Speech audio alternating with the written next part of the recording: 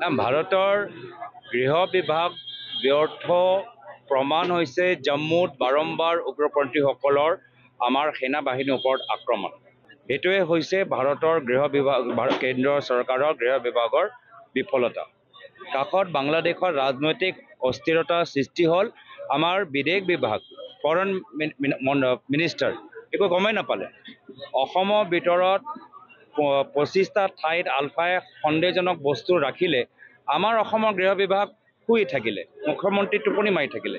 যে সেইকাৰণে এইখন চৰকাৰৰ পতন হোৱাটো নিশ্চিত।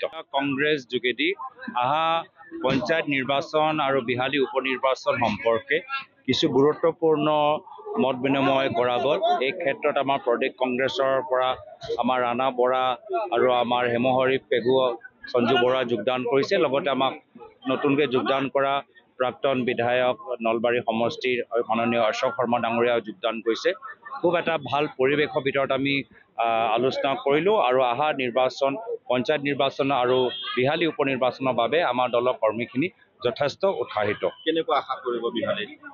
মই ইতিমধ্যে ক'লোঁ যে অহা পঞ্চায়ত নিৰ্বাচন লগতে বিহালী উপ নিৰ্বাচনৰ বাবে আমাৰ কৰ্মীখিনি যথেষ্ট উৎসাহিত আৰু মানুহে গম পাই গৈছে যে আজি স্মাৰ্ট মিটাৰৰ কথাই কওক বা গাঁৱৰ ভিতৰত ৰাস্তাৰ কথাই কওক বা যিদৰে চৰকাৰী স্কুল বন্ধ কৰিছে, গোটেইবোৰ ইয়াৰ মূল কাৰণ হৈছে যে মুখ্যমন্ত্ৰী হিমন্ত বিশ্ব শৰ্মা ডাঙৰীয়াৰ ৰাজনীতিৰ কিছু আদৰ্শৰ বাবে, যাৰ ফলত মানুহে তেখেতক এৰিবলৈ আৰম্ভ কৰিছে। আনকৈ ৰাজ্যসভাৰ ভিতৰতো তেখেতৰ কূটনীতি আমি দেখা পাইছোঁ। আজি এইটো আমাৰ ইতিহাসত লিখা আছে, গৌৰৱৰ অহংকাৰৰ বাবে তেওঁলোকৰ পৰাজয় হ'ল, ৰাৱণৰ অহংকাৰৰ বাবে ৰাৱণৰ পৰাজয় হ'ল। এতিয়াতো প্ৰধানমন্ত্ৰী মোদী ডাঙৰীয়াৰ অহংকাৰৰ বাবেও আমাৰ RSSৰ তেওঁ কৈছিলে আমাৰ ভাগৱত ডাঙৰীয়া, মোহন ভাগৱত ডাঙৰীয়া যে তুলঙা মন্তব্য কৰি যে নিজকে ছুপাৰ হিউমেন ভাবিলে তেতিয়া অহংকাৰ বেছি হ'লে তেতিয়া পৰাজয় হ'ব। তো সেইকাৰণে যিসকলে অহংকাৰ পথত আগবাঢ়ি যায় তেখেতৰ পতন হোৱাটো স্বাভাৱিক। নাই, আমিতো সকলোৱে শান্তি এটা প্ৰিয় এটা শিৱসাগৰ বিচাৰোঁ। শিৱসাগৰৰ ভিতৰত প্ৰত্যেক মানুহৰ মাজত শান্তি সম্প্ৰীতি থাকক। অলপ আগতে মই গম পাইছোঁ যে তেওঁলোকৰ মাৰৱাৰী সমাজৰ মানুহখিনি তেওঁলোকে ৰাজহুৱাভাৱে ক্ষমা বিচাৰিলে আৰু ক্ষমা বিচৰাটো প্ৰয়োজনীয় আছিলে।